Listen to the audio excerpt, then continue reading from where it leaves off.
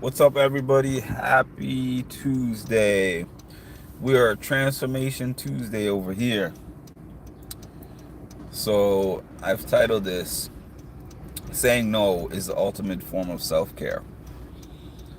If there's one thing that we can guarantee in this world, it's that somebody is always going to need something from somebody else. Me personally, I'm somebody who's very self sufficient, and therefore it's rare that I ask or demand anything out of the people around me. Like, if I have an actual need, if I need to go to a doctor, I'll call the doctor. If I need to schedule some kind of appointment and something is wrong, I'll find the appropriate care. But in terms of asking family and friends, like, I need you to do this for me, I need you to do that for me, I don't really do that. But generally, most people are not like me, and they always need something. They need a shoulder to lean on. Hi, Colleen. They need a shoulder to lean on. They need to borrow some money. They need a ride to the doctor. They need whatever they need. They just need things. And I have had a history in the past of being a people pleaser. And I used to look at the people who were not like that, the people who had no problem saying no and disappointing people, and be like, how do you do that? Until I reached a point of myself having a whole bunch of needs. Suddenly, I found myself in a spot where I needed things and I needed people. And so I would ask them, hey, I need this ride here. I need you to come and support me when I do this thing. I need you to give me a call. And I would get like, I wish I could do that for you, but I'm busy. I wish that I was able to provide that for you, but I cannot provide that for you. And then I started thinking back. Hi, Prince. I started thinking back to a lot of those same people, and anytime they needed me, I was there. Anytime they asked me for something, I felt like it's my responsibility, maybe even my obligation to assist, just because that's who I am. So it was a hard thing to break, to finally be like, you know what? I'm allowed to say no. If somebody asks me for something and I'm struggling, that's not to say I'm never going to help them anyways, but it is to say I'm always going to think of my priorities first. I'm always going to think of what I need first. If my cup is already full, I'm not going to allow somebody else to add something onto the plate, because I had a huge tendency to do that, where my plate is really full and I'm already overwhelmed and I'm already stressed as it is. And then somebody says, Mark, I need you for this. And just because it's in my nature to help people, I add something on when I'm already stressed. And now, with helping them and with not taking care of my own needs, now I'm at a point where I'm just broken down. I can't do anything. I'm stuck. And if I hadn't added that one extra thing, I might have been able to take care of what's on my own plate. So that is why I'm saying to you, saying no can be one of the ultimate forms of self-care. Somebody actually said that to me one time, and I didn't quite understand it the way that I understand it now. If you are in a place where you're having a hard time, personally, professionally, whatever it is, you're just not doing good, you're not managing well,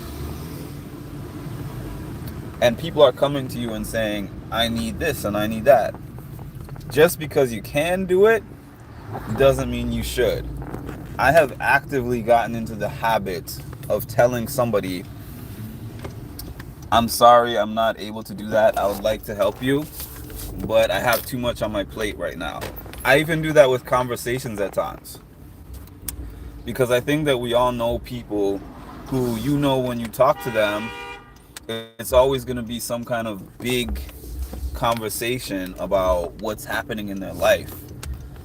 I hate to say it because I don't ever want to call anyone a burden, right? But I have people in my life right now who I'm never going to call them and they're going to say, I'm doing well. Or we're going to have casual conversation about the weather, or we're going to have a conversation about sports, or we're going to have a conversation about TV shows. It's all going to be about how the end of their world is near. And they are so stressed and they need so much help. You sound so white. What does sounding white sound like? I like this comment because it's stupid. Um, it's something that I heard when I was growing up. Like, you sound white. And I remember somebody said, what exactly does sounding white sound like? I want to know your answer to that. I haven't gotten one of these dumb comments in a while. Mods, you can leave that on there, by the way.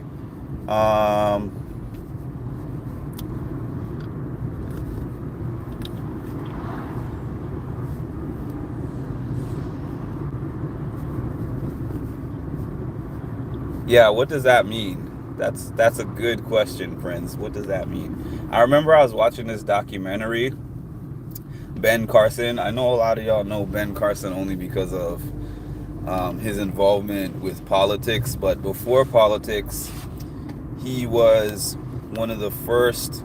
I think he was the first neurosurgeon, to actually successfully separate two twins that were joined at the brain. And he had a book called, what was the book called? Gifted Hands. I don't know if y'all know about the book called Gifted Hands. And he said in the book that somebody called him white. And they were like, if being smart is sounding white, then what is being black? And that kind of comes to mind for me here. Like, what are you supposed to sound like? Oh, you pronounce your letters and you know how to speak and read. You can't be black. That's an insult to to yourself, really. You need to take a look in the mirror. Anyways, now if my mods are on here, you can block this guy. I might do that myself. I just wanted to keep that on there for a minute. Oh, look, I just did it. Dave Chappelle has been timed out. You know, the real Dave Chappelle is cool. That Dave Chappelle, not so much. Yeah, but like Ben Carson, the neurosurgeon, brilliant. Did a lot of amazing work. Ben Carson, the politician, not as big of a fan, but it is what it is. Yeah, I wanted to know what sounding black was like, but I realized after giving him an opportunity to elaborate on that, there's gonna be no good answer.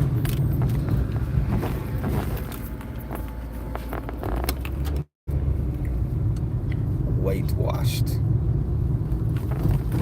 I don't even think they know what that term means. It's just something to say. It's just something cool to say. It's just something cool to say. He's so soft-spoken, people couldn't get behind him, but turns out he's just a really nice guy. You're talking about Ben Carson?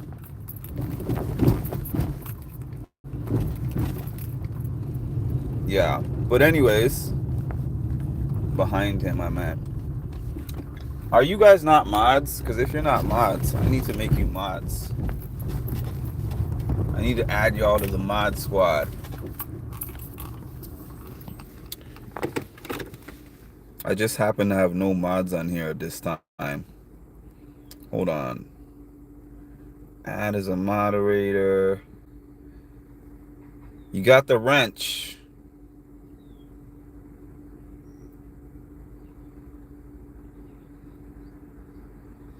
Hi, Never Give Up. I never seen you here before, I don't think. Hold on, let me give Prince a wrench if I haven't given him one. You got the wrench now, kid. Oh, yeah, I thought you were a mod. So if you see any more comments like that, that's not even a crazy comment to me, to be honest with you, because you know what's funny? I grew up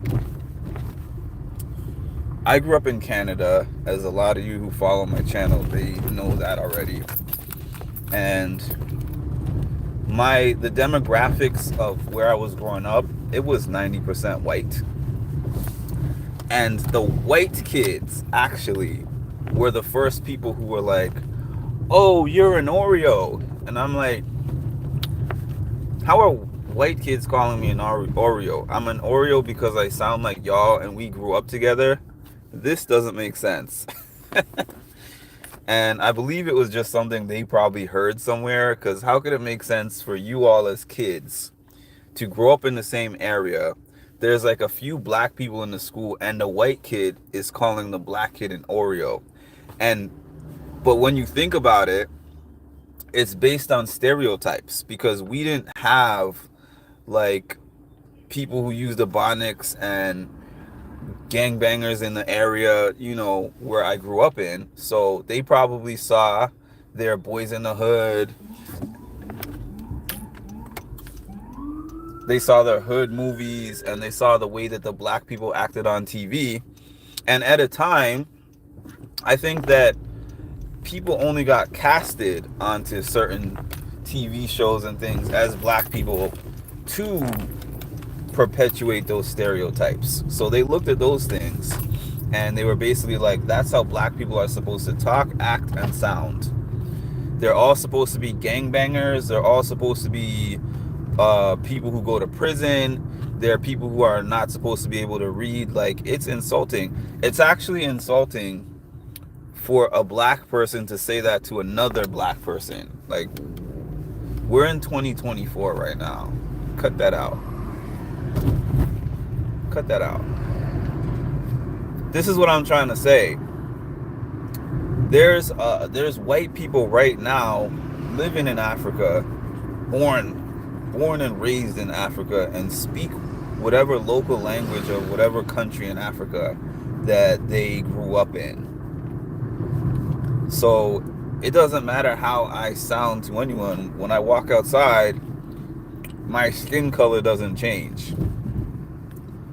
There's no sounding a color. Like, that's the stupidest thing that I ever heard.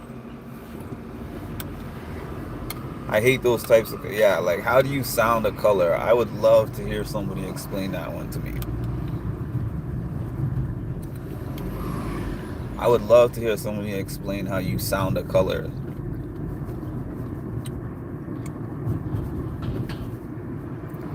But yeah, back to our regularly scheduled programming.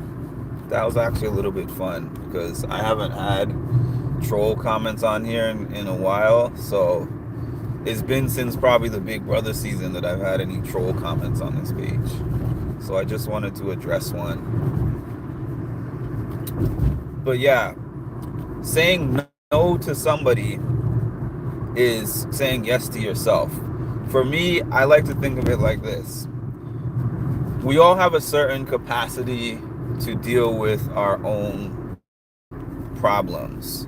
It's not selfish to say that I don't have the capacity to deal with that. What I was saying before I was interrupted there is that I have certain friends that I know are very needy. So I know that if they're calling me or if they're contacting you like, "Hey, Mark, can we talk?" I know that the talk is not just going to be, "Hey, I'm just trying to catch up with you," or they're never going to be like, "Hey, Mark, how are you doing?" or "How are you feeling?" The talk is always going to be,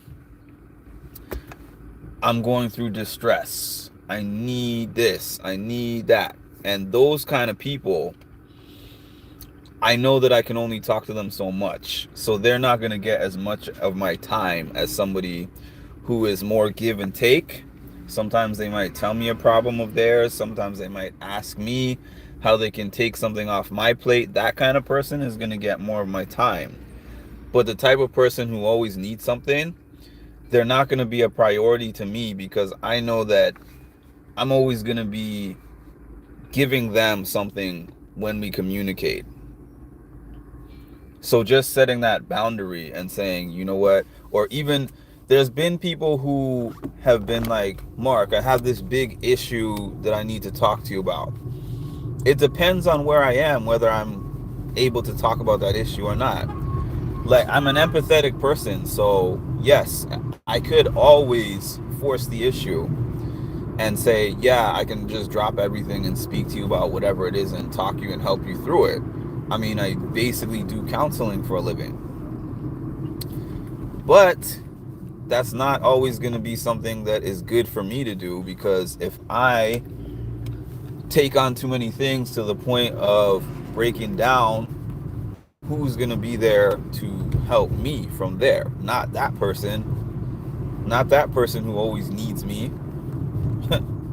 Definitely not that person. They're going to disappear until I get myself together, and then they're going to show up again with their problems again. So I've actually told people in exact terms, I don't have the capacity right now to assist you, but I care about you, I care about your problem, but I will revisit it when I can, even if that's something that's time sensitive. It's like, I'm sorry, but you're gonna have to find somebody else. You are unfortunately gonna have to find somebody else who can, deal with this problem or help you through this problem right now. Because right now, your boy is not capable. I don't have the emotional capacity at this moment. I'm sorry. You missed the little interruption, Lisa, but when you listen back on your 1.5 speed, you'll see the interruption. Lisa, you're definitely a mod on here, I'm pretty sure. I had no mods on here, but I modded Colleen and Prince, but that was after I already timed out that person for 24 hours. But if they come back speaking more of that stuff, we were going to go on a permanent block for him. I think that would be the first person I ever banned during the off season, because nobody really says anything too crazy on this page. I always hated others asking others to help. Yeah.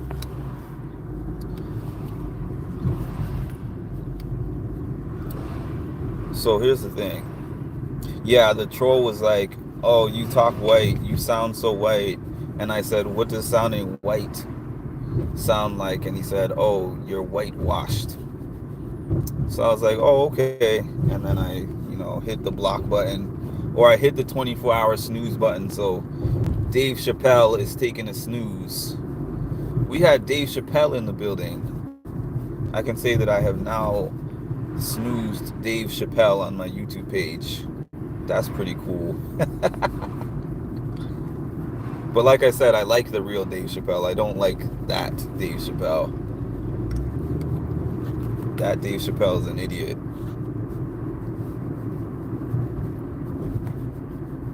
That's what I'm saying. It's 2024. That's literally what I said on here. I'm like, it's 2024. People are still saying stuff like that. You sound a color.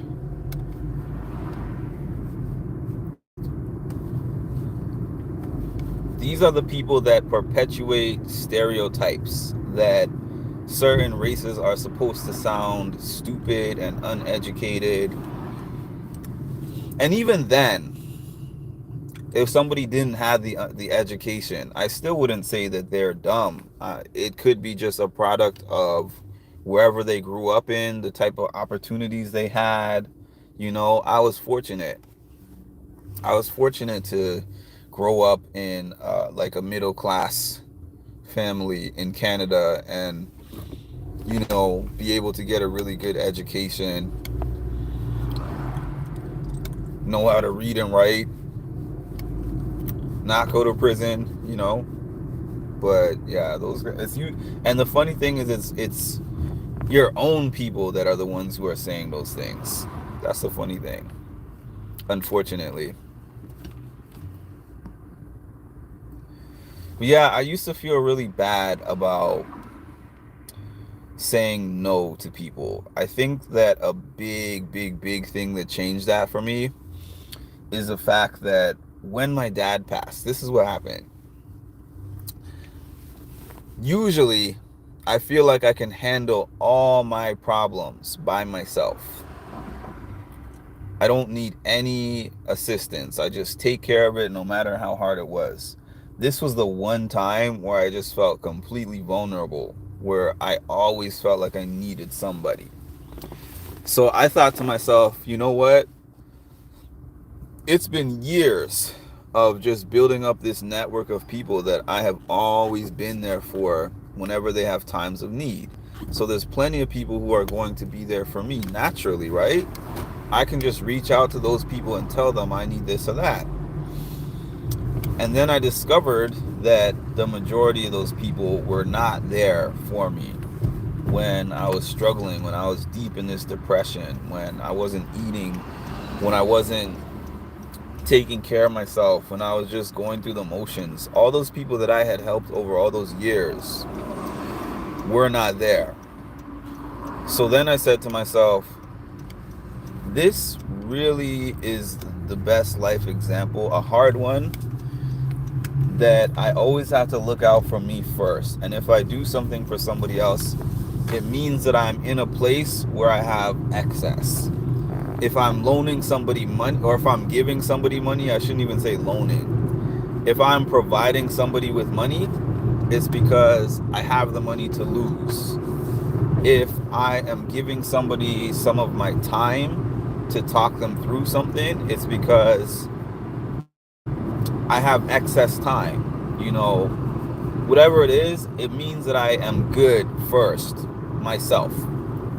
And that's not to say that I will never assist somebody with something if I'm 100% good, because look at the job that I do. I'm a case manager right now. So that means that it literally does not matter what's going on with me, because when I clock into work, I am now serving all these different people and helping through their needs no matter what kind of needs I have. But think about this.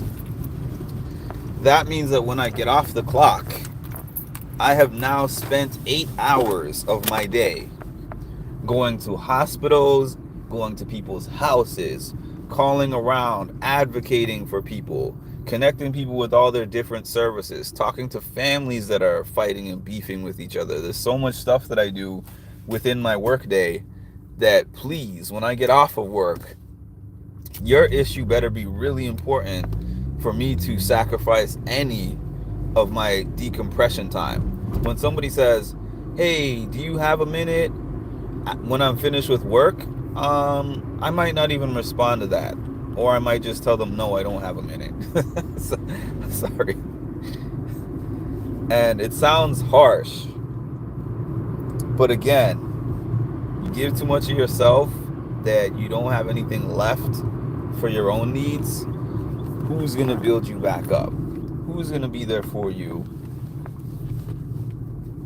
Who's going to dig you out of that place that you've now found yourself in because you thought that you could be Superman or Superwoman, Supergirl, and be here, and everywhere,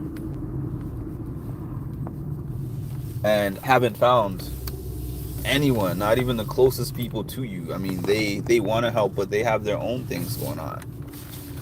Even the people that I know would always be there for me, they wouldn't be there in the sense of I can just drop my whole life just to help you build up yours after you've broken it down. All right, let me get to these comments really quick before I hop off. It is warm out here, by the way. I'm sweating. Chappelle taking a snooze. Think about it. Turns out it was new friends. Listen, Colleen, that's exactly been my experience over this last year. It has actually been new friends, or either new friends or people who were not there for me in that capacity, maybe casual friends that I didn't expect to step up to the plate like that. I've now started to become more open to new people and new experiences than I was before. Never needing help also tells people you can handle anything on your own. Being nice and introverted and not bothering people can bite you in the behind. It can. There was a cousin I hadn't seen in 35 years. We reconnected, and he's helped me way more than people who've known me for 40 years. His heart is so big and genuine. So truly, so I've done the confidence thing when I really wasn't and really needing help. So many perspectives, the same situation. You know when I really learned that, Ed? If you asked, so I lost my dad last year. That loss was also for my immediate family, my sister, and my mother. That's the four of us. We are a four-person family. Myself, my sister, my mom, and dad. If you ask my sister and my mom and myself, you put us all in different rooms and ask all of us what our experience was dealing with his loss, it would all sound radically different. Because I've heard my mom speak about it, and I've heard my sister speak about it, and I know how I feel about it, and it's all different, but it's the same man that we're mourning. So that's very true. Life, I forgot the phrase that I heard before, but it was something like your perception is your reality. So there's no like universal thing that everybody thinks. You put 10 people in the same room and you have an event in that room, right? And then you ask all 10 people about their experience at that event. There might be some things that sound kind of parallel to each other, but for the most part, everybody's experience is going to be different.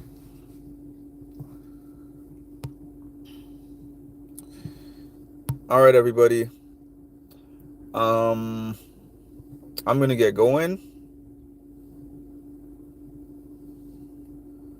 I have another client's house to go to, but that was an exciting morning. That was an exciting morning. Thanks to Dave Chappelle. Shout out to Dave Chappelle for showing up. He won't be able to respond for at least another 24 hours, but maybe he or she, because we don't know who that is, will grace us with their presence again. And if they do, they might get a permanent snooze. Who knows? But yeah, I hope everyone has a good day. I'm probably gonna hop back on here, maybe on my way. This is a good topic. I might hop back on when I'm on my way back out. All right, talk to y'all soon.